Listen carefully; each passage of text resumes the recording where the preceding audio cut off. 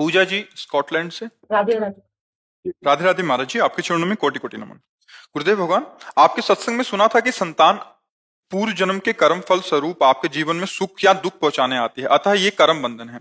फिर आपसे गरुड़ जी महाराज के जन्म की कहानी सुनी, कैसे 10,000 साल ब्रह्मचर्य का पालन करके गरुड़ जी जैसी संतान प्राप्त हुई। गुरुदेव भगवान, मेरा प्रश्न है कि पूर्व कर्म बंधन को क्या इस जन्म में अपने पुरुषार्थ जैसे नाम जप ब्रह्मचर्य आदि द्वारा बदलकर क्या किसी उच्च कोटि की आत्मा को संतान रूप में प्राप्त किया जा पर सकता है? उस कोटि का तप हो, है ना, उस कोटि का तप हो। जब गरुण जी को प्रकट किया तो 10,000 वर्ष तक ब्रह्मचर्य रह करके दोनों, जो विनता जी और कश्यप जी, विनता जी माता हैं गरुण जी की, तो उन्होंने ब्रह्मचर्य रह के दोनों 10,000 वर्ष तक भगवान की आराधना की।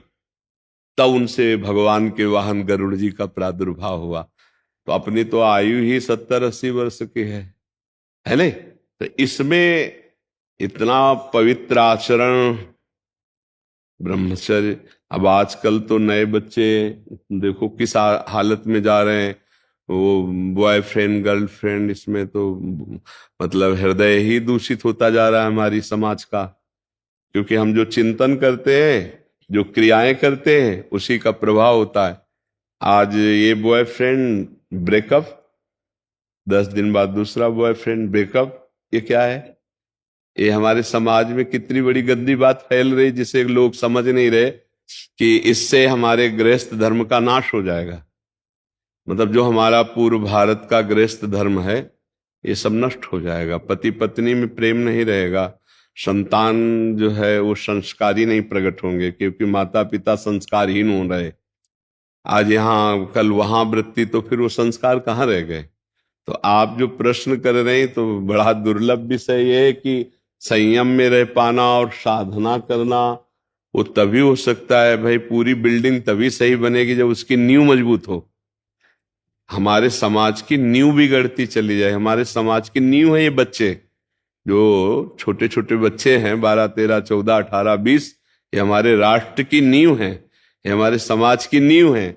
अब इसी में व्यसन और व्यभिचार और प्रमाद स्थितियां वाली, और बड़े बड़े आईपैड, मोबाइल, लैपटॉप वाला जमाना, जो चाहो देख लो, जो चाहो, तो बड़ा कठिन है।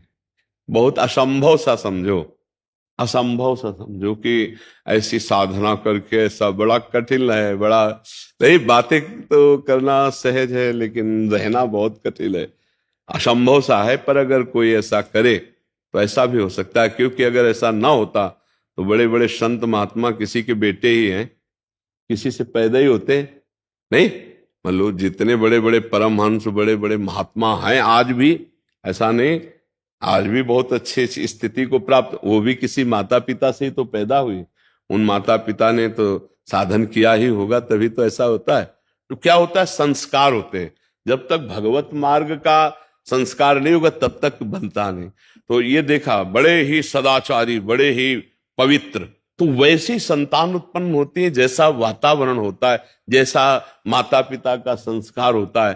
तो अगर ऐसा किया जाए कि बाल्यावस्था से सुधार होना चाहिए, क्योंकि पवित्रता, शरीर की, चरित्र की पवित्रता अत्यंत आवश्यक है संतान उन्नतशील होने के लिए। बच्चे बुद्धिमान बहुत हैं आज, लेकिन विवेकी नहीं है, विवेकहीन है। कितना पढ़े लिखे माता पिता से असभ्य बर्ताव करते हैं, विवेक नहीं है। विद्या विनयम ददाति, पढ़ा लिखा तो ऐसे नम्र होता है वो माता पिता। तो आप अपना देखिए, हम अपना देखेंगे, हमारी जिंदगी है। अब हमारी जिंदगी को आप कैसे अपने अंडर में ले सकते हैं? बच्चियां बच्चे ऐसे उत्तर दे देते हैं, माता पिता चुप। ये असभ्यता कहां से आई? अपवित्रता से, चरित्रहीनता से असभ्यता जागृत हो गई, क्रूरता जागृत हो गई। यहां तक हो गया बूढ़े बूढ़े माता पिता को घर से निकाल दिया गया। जब पूरा जीवन खिलाया पिलाया, पढ़ाया लिखाया, नौकरी करवाई, सब व्यवस्था हो गई, अब वो माता पिता गली गली भटके, ऐसी स्थिति। तो बड़ा मुश्किल है कि ऐसे कलिकाल में संयम से रह करके संतान के लिए ऐसा अनुष्ठान कोई करे। तो हम कहते हैं कि जो 10,000 वर्ष में वो प्राप्त कर लेते थे, वो 10 वर्ष में आप प्राप्त कर सकते हैं, क्योंकि कलयुगी प्राणी।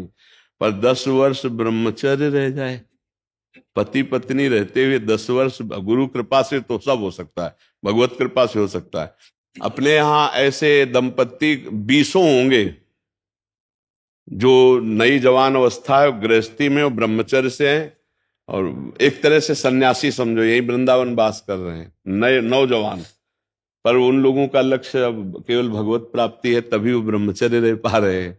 तो ऐसा नहीं कि ना हो, पर गृहस्थी में रह के 10 वर्ष कोई ब्रह्मचर्य और नाम जप और भावना है कि 10 वर्ष के बाद हमको उत्तम संतान प्राप्त हो, धैर्य पूर्वक रह जाए, बड़ा कठिन है नहीं? पर अगर तप किया जाए तो दुर्लभ कुछ नहीं है।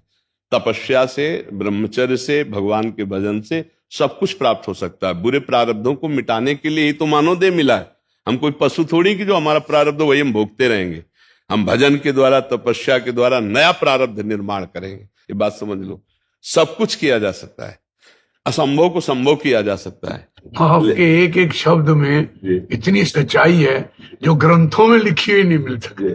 हाँ, है ग्रंथों से ही, पर वो बस ऐसे कि दूध में घी है, पर वो फिल्टर करके जब आया तो पता चला दूध पीले में वो स्वाद नहीं जो घी में मिला, तो वो फिल्टर करके आता है, इसलिए एक एक शब्द में कोई और ऐसा मैं इस उम्र में भी हम देखता हूँ ना बाबा जी, कमाल नहीं। ये केवल में भी लिखा हुआ नहीं है। ये क्या है कि आप सबका प्रेम और आशीर्वाद और गुरुजनों की कृपा है ना, तो वो ऐसे निकलता रहता है। हम भी सुनते रहते हैं, जैसे आप सुनते हो ना, ऐसे हम भी सुनते रहते हैं कि इससे क्या निकलवा रहे ठाकुर जी। बस बात ऐसी है, और वो क्या, कोई पढ़े लिखे, कोई ज्यादा ज्ञान नहीं है, भगवान बुलवा रहे हैं, वो निषेध